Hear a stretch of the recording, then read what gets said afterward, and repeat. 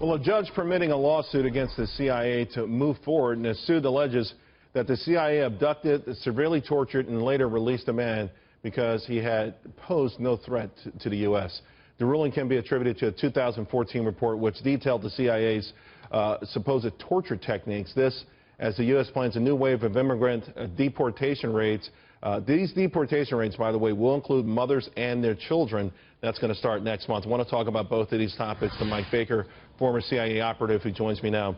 Mike, in this court rejecting the effort to release this, quote, torture report, a lot of people are upset, particularly Republicans, who don't feel like the entire story was told properly.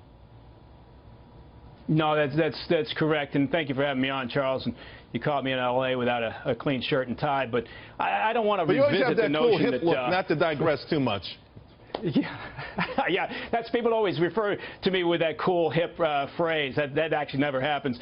But I don't want to revisit with the torture report the fact that it took over 5 years and millions of dollars to be put together by a very partisan group of staffers up on the Hill who had a preconceived notion about what they wanted to write and then failed to interview anybody actually directly involved in the program. I don't want to revisit that.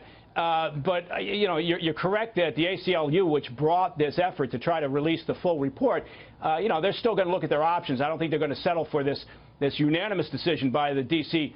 court, which is nobody's idea of a conservative Republican, holdout. And they just verified what was a previous lower court decision, that this full report, the 6,000 pages, is produced by the Senate Intel Committee and doesn't come under the FOIA demands. Well, what about the idea and the narrative that when this report was released is that interrogation techniques like waterboarding simply don't work? There's been a lot of pushback on that before and since, but this is now the official American narrative. Well, it is in part because the left. Look, I give them credit. They captured this issue. They captured the issue of interrogation. They took this easy to take moral high ground. I don't know how it feels up there. It must get chilly up there for them, but they always take that place in the world that they exist in.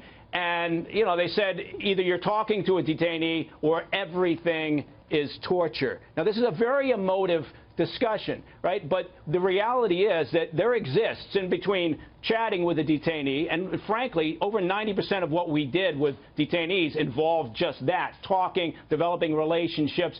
But in between that and what we can all agree would be torture, there are enhanced techniques, such as sleep deprivation in a controlled environment. Yes, even the waterboarding. Mike, but we're talking about things that were put aside by 2009. Do those things work? In your opinion, do those things work?